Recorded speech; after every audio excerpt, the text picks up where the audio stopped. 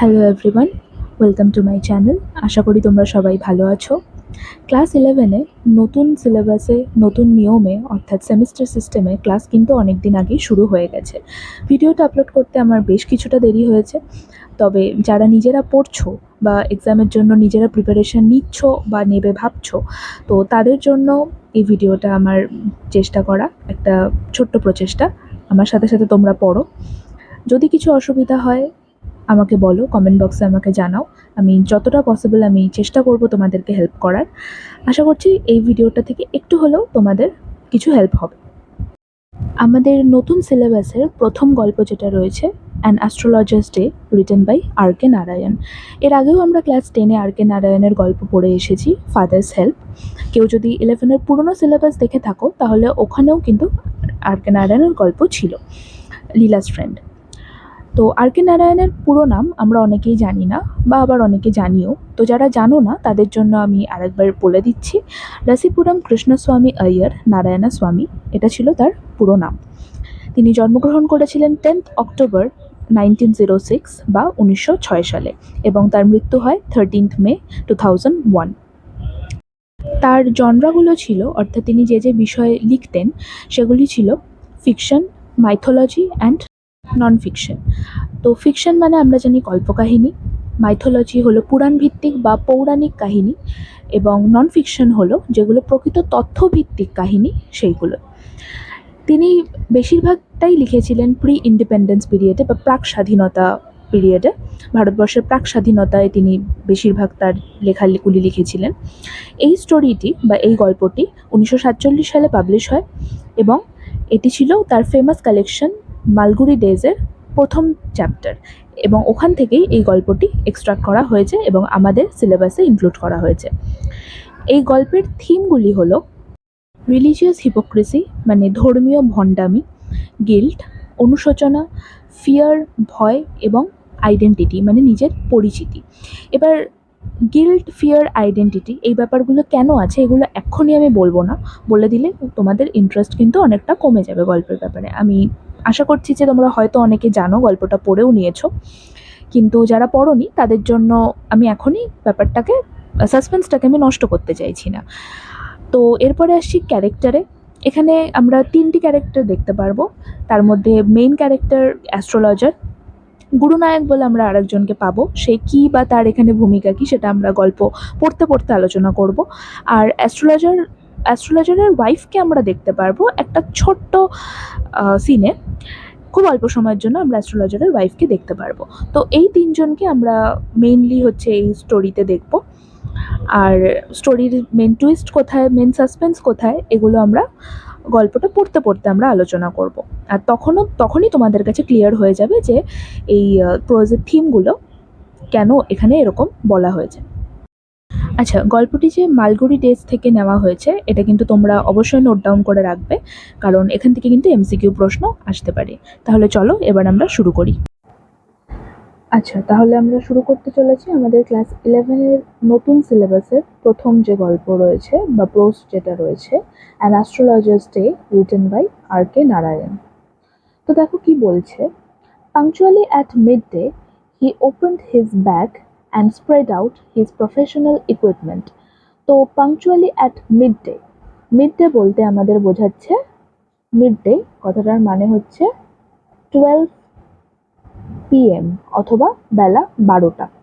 তো প্রত্যেক দিন পাংচুয়ালি মানে যথাযথ টাইমে সে প্রত্যেক দিন যেরকম আসে, সেই দিনও সে কী করলো, তার ব্যাগটা খুলে বসলো and spread out his professional equipment, মানে তার যে প্রফেশনাল ইকুইপমেন্ট বা তার কাজের যেসব সামগ্রীগুলো ছিল সেগুলো সে ছড়িয়ে বসলো। তার মধ্যে কী কী ছিল, which consisted of a dozen cowrie shells, a square piece of cloth with obscure mystic charts on it. তো তার মধ্যে কি ছিল প্রথমে দেখো, which consisted of a dozen cowrie shells, মানে যেটার মধ্যে ছিল a dozen cowrie shells। cowrie shells বলতে কড়ি, কাউরি মানে কড়ি, যেগুলো আমরা দেখে থাকি সাধারণত দীঘা, মন্দারমণি বা যে কোনো সি সাইডে আমরা যে কড়ি দেখে থাকি, দেখবো অনেক সময় সেখানে মার্কেটে যে কড়ি বিক্রি হয় বা সেই দিয়ে অনেক রকম আমাদের হোম ডেকোরেশনের জিনিসপত্র তৈরি হয়, সেই কাউরি শেলস বা কড়ি সেখানে ছিল।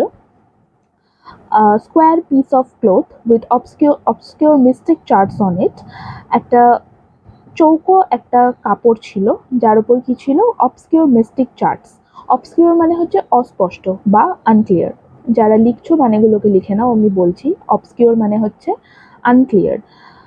Mystic charts on it, mystic মানে হচ্ছে, মিস্টিক চার্ট মানে দেখবে আমরা অনেকে যারা জ্যোতিষের কাছে যাই, জ্যোতিষদের কাছে যাওয়ার যাদের এক্সপিরিয়েন্স আছে বা যারা গিয়েছো কোনোদিন, বা অনেক সময় দেখবে বিভিন্ন মেলা টেলাও হয় এখন, সেখানে 13 কার্ড রিডার থাকে। তো তাদের কাছেও দেখবে বিভিন্ন চার্ট থাকে, বিভিন্ন সিম্বল দেয়া বা বিভিন্ন নিউমেরিক্স এর চার্ট থাকে। ধরো আমাদের হরোস্কোপের সিম্বল দেয়া চার্ট থাকে, বা এরকম অনেক ছোট ছোট ঘর করা চার্ট থাকে, যেগুলোকে হচ্ছে বলে মিস্টিক চার্ট। মানে বিভিন্ন মানে গণনা করার জন্য এই চার্টগুলো থাকে, যেগুলো আমরা সাধারণ মানুষরা সাধারণত বুঝি না, আবার অনেকে বুঝি, যারা এইসব নিয়ে স্টাডি করতে পছন্দ করে বা যাদের নলেজ আছে তারা হয়তো বুঝি।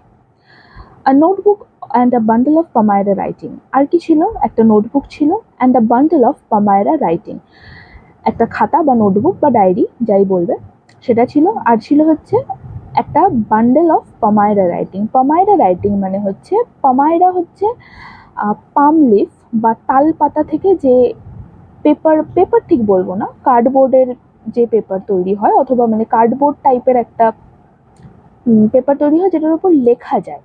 তো সেই পামাইরা রাইটিং এর একটা বান্ডেল ছিল, মানে একগুচ্ছ সেই লেখাপত্র ছিল, যেটা পাম লিফের ওপর লেখাটা হয়।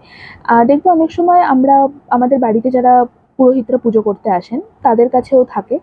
অনেক সময় দেখবে তাদের তাদের বাবা বা তাদের বাবার বাবা এরকম অনেকে লিখে রেখে গেছেন এরকম কিছু, সংস্কৃতে স্পেশালি সেসব মন্ত্রগুলো লেখা থাকে, যেগুলো ছোট ছোট ওরকম সরু সরু পেজগুলো থাকে বা কার্ডবোর্ড টাইপের পেপারগুলো থাকে, কার্ডবোর্ডই বলা যায় সেগুলোকে।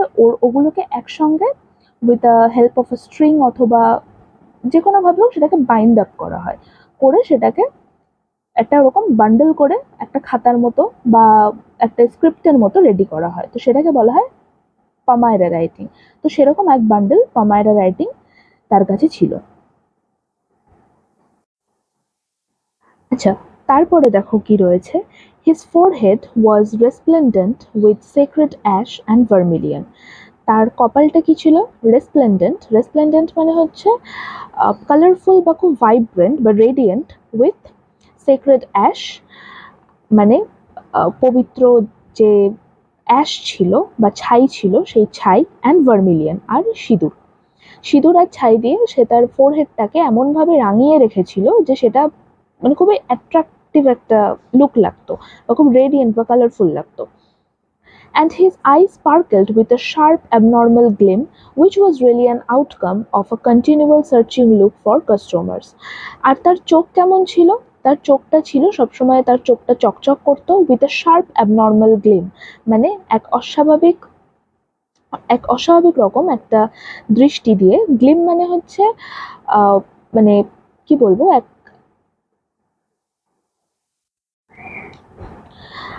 তারপর বলেছে and his eyes sparkled with a sharp abnormal gleam, which was really an outcome of a continual searching look for customers. তার মানে তার চোখটা কি হতো, চকচক করতো তার চোখটা, with a sharp abnormal Glim মানে একটা তীক্ষ্ণ অস্বাভাবিক রকমের একটা দৃষ্টি। গ্লিম মানে হলো একটা কন্টিনিউয়াস একটা কিউরিয়াস লুক, বা কিছুর জন্য খোঁজ চালিয়ে যাচ্ছে এরকম একটা তার দৃষ্টি ছিল। তো তার চোখটা চকচক করতো ওরকম একটা তীক্ষ্ণ অস্বাভাবিক একটা দৃষ্টি দিয়ে, which was really an outcome of a continual searching look for customers, যেটা কিনা ছিল একটা সবসময় একটা কাস্টমারের খোঁজ চালিয়ে যাওয়ার জন্য তার একটা রেজাল্ট বা outcome. But which his simple clients took to be a prophetic light and felt comforted. কিন্তু তার যে সেই নজরটা ছিল বা তার যে সেই দৃষ্টিটা ছিল, সেটা তার যে সাধারণ তার যে ক্লায়েন্টসরা ছিল তারা তো খুবই সাধারণ লোকজন ছিলেন। তো তারা কি মনে করতেন, আ প্রফেটিক লাইট মানে এই অ্যাস্ট্রোলজার বা এই জ্যোতিষী যিনি ছিলেন তাকে যে খুব বিদ্বান মনে করতেন, এবং মনে করতেন যে তার এই দৃষ্টিটা যেন একটা জ্ঞানের আলো, অ্যান্ড ফেল্ট কমফর্টেড, এবং তারা সেটাতেই তারা স্বচ্ছন্দ বোধ করতেন। The power of his eyes was considerably enhanced by their position. placed as they were between the painted forehead and the dark whiskers which streamed down his cheeks. মানে কি বলছে দেখো, তার চোখের যে পাওয়ারটা ছিল বা তার চোখের যে ক্ষমতাটা ছিল, যেটা আমরা একটু আগে পড়লাম যে অ্যাবনর্মাল গ্লিম ছিল বা যেটাকে তার ক্লায়েন্টরা প্রফেটিক লাইট মনে করতেন, তো সেই যে চোখের যে ক্ষমতাটা ছিল সেটা আরও বেশি যেন বাড়িয়ে তুলতো তাদের পজিশন, মানে চোখ দুটো যে পজিশনে ছিল সেই পজিশনের জন্য যেন তাদের ক্ষমতাটা আরও বেশি এনহ্যান্স হতো, মানে বৃদ্ধি পেত। Placed as they were between the painted forehead and the dark whiskers which streamed down his cheeks, মানে তারা কোথায় ছিল চোখটা? চোখটা ছিল আমাদের সবার চোখ যেখানে থাকে, অবশ্যই অ্যাস্ট্রোলজারের চোখও সেখানেই থাকবে, কিন্তু সেটা কেন সেটা এনহ্যান্স হতো? কারণ সেটা ছিল তার পেইন্টেড ফোরহেড, মানে তার যে কালারফুল যে ফোরহেডটা ছিল, রেসপ্লেন্ডেন্ট with sacred ash and vermilion, সেই রেসপ্লেন্ডেন্ট হওয়া তার ফোরহেড এবং তার dark whiskers stream down his Cheeks, মানে তার যে হুইস্কার্স মানে হচ্ছে দাড়ি, মানে তার দড়ির মতো যে লম্বা লম্বা তার দাড়িগুলো ছিল, যেটা আমরা অনেক সাধু সন্ন্যাসী বা সাধু বাবাদের দেখে থাকি যে তাদের অনেক লম্বা লম্বা দাড়ি থাকে, তো সেই দাড়ি আর রং করা কপাল বা ফোরহেড, এই দুটোর মাঝে যে তার চোখ দুটো ছিল সেটা যেন তার পাওয়ারটাকে বা তার সেই লুকটাকে যেন আরও একটা মানে ইমপ্রুভ করতো বা তাকে একটা ভারিক্কি ব্যাপার তার মধ্যে দেখাতো। Even a half-wit's eyes would sparkle in such a setting. মানে একজন হাফ উইট মানে যার অর্ধবুদ্ধিসম্পন্ন মানুষ বা যে একটু বোকাশোকা মানুষ, সে পর্যন্ত এরকম একটা সেটিং দেখে বা এরকম একটা যে পরিবেশ বা যে তার লুকসটা রয়েছে সেটা দেখেও সে পর্যন্তও সেখানে অ্যাট্রাক্ট হবে বা সেখানে তার চোখে একটা চমক চলে আসবে। To crown the effect, he wore a saffron-colored turban around his head. তো বলছে যে এবার এই যে এই ব্যাপারটা মানে তার যে পুরো যে তার লুকসটা বা তার যে আউটলুকটা সেইটাকে একটা আরও বেশি করে বাড়িয়ে তুলতে বা সেটাকে আরও এনহ্যান্স করতে সে কি করতো, he wound the saffron colour turban around his head, মানে সে তার মাথার চারপাশে বা মাথায় একটা স্যাফরন কালার মানে কেশরের রঙের বা গেরুয়া রঙের একটা পাগড়ি সে মাথায় বাঁধতো। উন্ড উন্ড বলতে হচ্ছে এখানে বোঝাচ্ছে যে তার মাথায় বাঁধতো। This colour scheme never failed, এই কালারটা কখনো কিন্তু ফেল হতো না বা এটা বিফলে যেত না, কারণ আমরা দেখবে আমরা যখন কোনো সন্ন্যাসী বা সাধুদের দেখি সাদাতে আমরা যতটা না অ্যাট্রাক্ট হই, আমরা কিন্তু তাদেরকে যদি গেরুয়া কালারের জামা কাপড় পরে থাকতে দেখি আমরা কিন্তু শিওর হয়ে যাই যে তারা ডেফিনেটলি তারা কোনো মাঙ্ক বা তারা কোনো কোথাওকার সাধু বা সন্ন্যাসী। আচ্ছা, নেক্সট কি বলছে, people were attracted to him as bees are attracted to cosmos or dahlia stalks, মানে লোকেরা তার দিকে এমনভাবে অ্যাট্রাক্ট হতো যেন বিজরা মানে মৌমাছিরা যেন, কসমস হচ্ছে এক ধরনের ফুল, মানে সেই কসমস ফুলের দিকে বা ডালিয়া ফুলের দিকে বা ডালিয়ার দিকে যেরকম মৌমাছিরা অ্যাট্রাক্ট হতো সেরকম যেন লোকজনও তার দিকে সেইভাবে অ্যাট্রাক্ট হতো। কারণ কি, তার পরন বা তার পরনে যে বস্ত্র তার থাকতো বা তার যে লুক থাকতো বা তার চাহনি যেটা থাকতো সেটা যেন সবাইকে তার দিকে সেইভাবেই আকর্ষণ করাতো। He sat under the boughs of a spreading tamarind tree which flanked a path running through the town hall park, মানে সে বসতো একটা ট্যামারিন্ড গাছের নিচে বা তেঁতুল গাছের নিচে, যেটা কিনা তার পথটা প্রশস্ত করতো বা তার যে ব্রাউস বা ব্রাঞ্চটা ছিল সেটা কোথা দিয়ে সে বিস্তার করেছিল, টাউন হল পার্কের ভেতর দিয়ে। It was a remarkable place in many ways. A surging crowd was always moving up and down this narrow road morning till night. মানে এই জায়গাটা হচ্ছে একটা মানে এই জায়গাটার অনেক বিশেষত্ব ছিল, এটা অনেক দিক থেকে বিশেষ ছিল জায়গাটা। তার মধ্যে একটা মেন রিজন কি ছিল, আ সার্চিং ক্রাউড, মানে সবসময় যে একটা ভিড়ভাট্টা এখানে লেগে থাকতো, একটা লোকের দল বা অনেক লোকের দল এখানে সবসময় আসা যাওয়া করতো। সেটা কখন থেকে কখন পর্যন্ত চলতো, সকালবেলা থেকে রাত পর্যন্ত। আ variety of traders and occupations was represented all along its way, এবং সেই যে রাস্তাটা ছিল মানে টাউন হল পার্কের যে রাস্তা দিয়ে এত ভিড়ভাট্টা ছিল সেই রাস্তার মধ্যে variety of trades and occupations, মানে প্রচুর ধরনের বিভিন্ন ধরনের জিনিসপত্র সেখানে বেচা কিনা হতো এবং বিভিন্ন পেশায় যুক্ত লোক সেই রাস্তায় থাকতো। এবার তারা কারা, medicine sellers, sellers of stolen hardware and junk, magicians, and above all, an auctioneer of cheap cloth who created enough din all day to attract the whole town. আর সেই যারা বিভিন্ন অকুপেশন বা বিভিন্ন পেশার সঙ্গে যুক্ত যেসব মানুষেরা থাকতো তাদের মধ্যে কারা কারা ছিল? মেডিসিন সেলার্স মানে ওষুধ বিক্রেতা, sellers of stolen hardware and junk মানে চুরি করা জিনিসপত্রের বিক্রেতা, magicians and above all an auctioneer of cheap cloth. ম্যাজিশিয়ানসরা বসতো মানে জাদুকর যারা তারা সেখানে ছিল, বিভিন্ন তারা খেলা দেখাতো। এবং আর কে ছিল? An auctioneer of cheap cloth মানে সস্তায় জামা কাপড় বিক্রি করতো সেরকম একজন বিক্রেতা বসতো।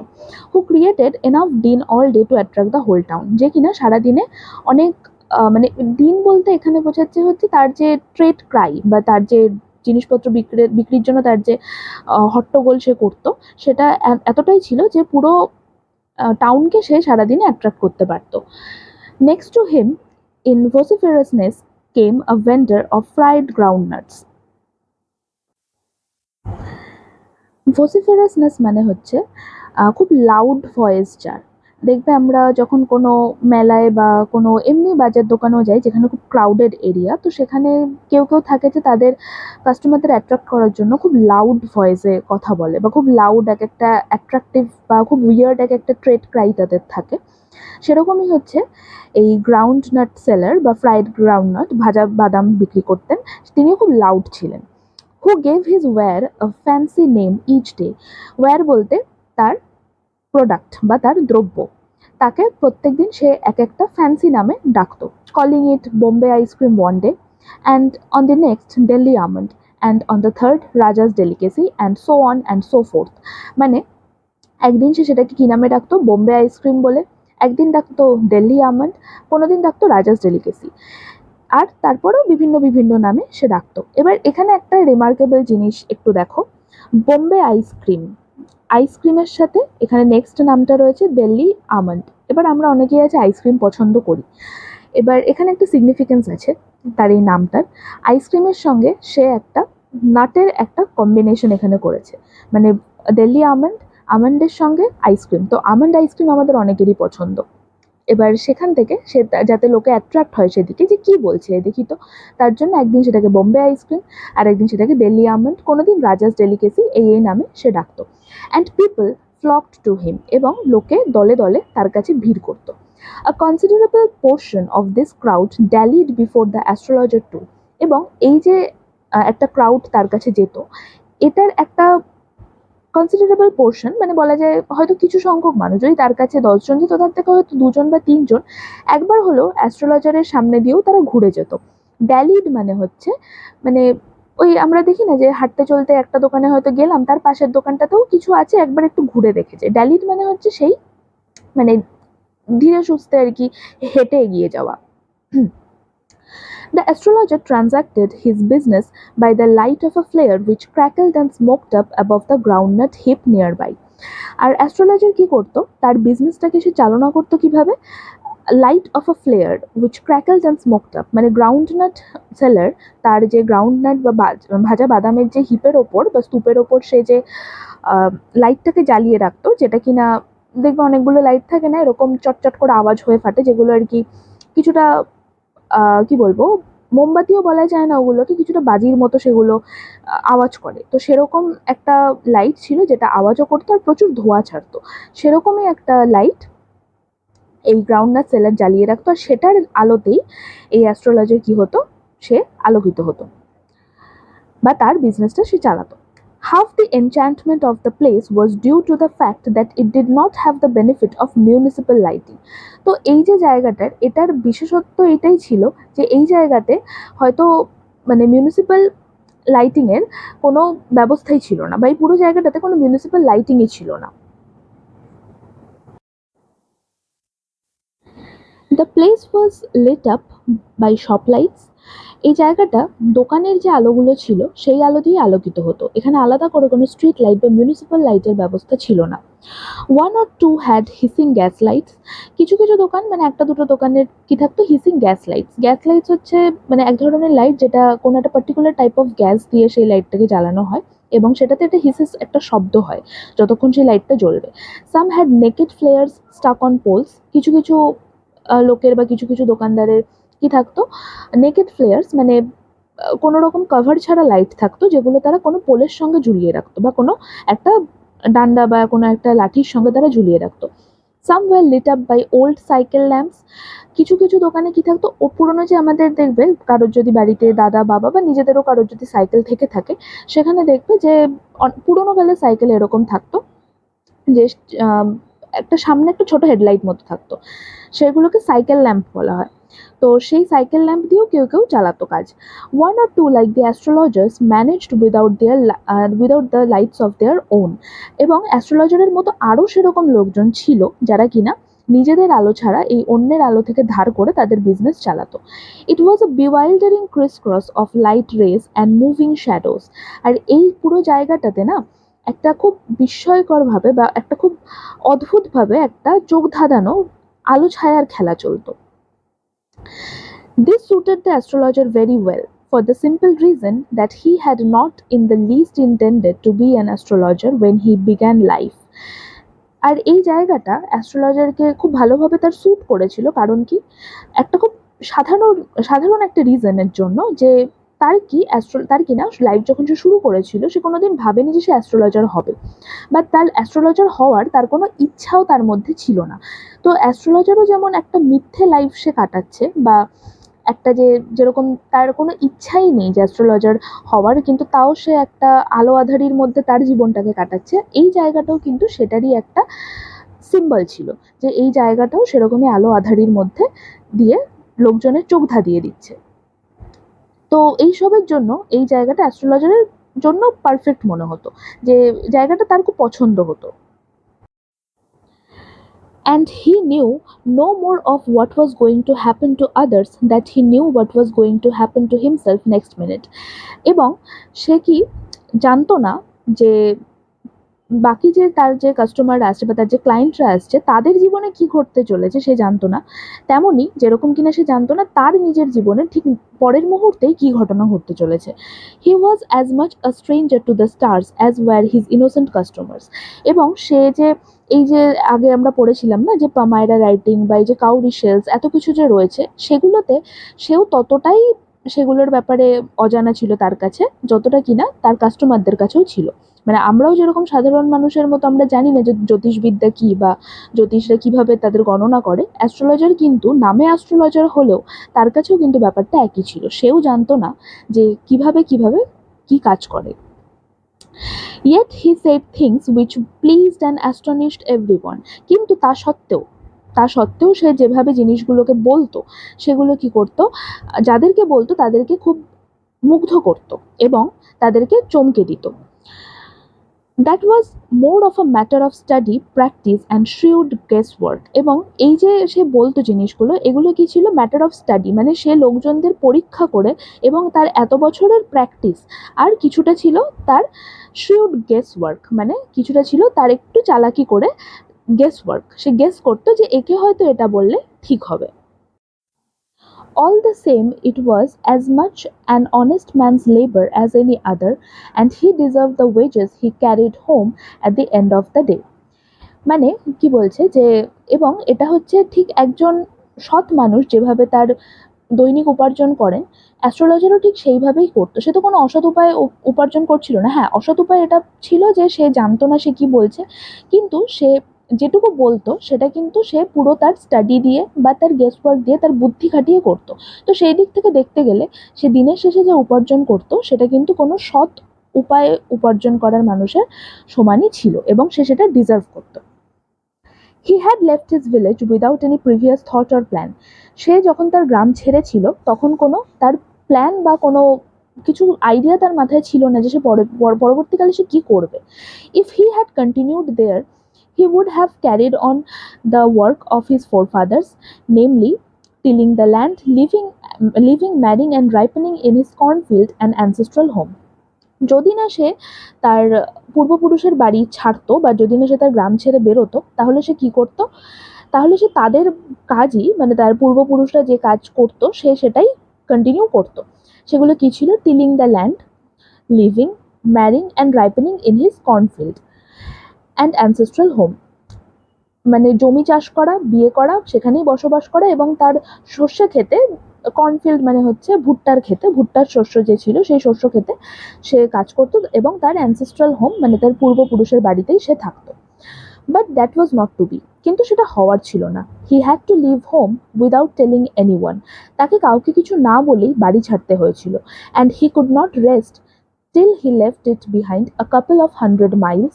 To a villager, it is a great deal as if an ocean flowed between. এবং সে যতক্ষণ অবধি না তার গ্রামকে কয়েকশো মাইল পেছনে ফেলে এসেছিল ততক্ষণ পর্যন্ত সে বিশ্রাম নিতে পারেনি।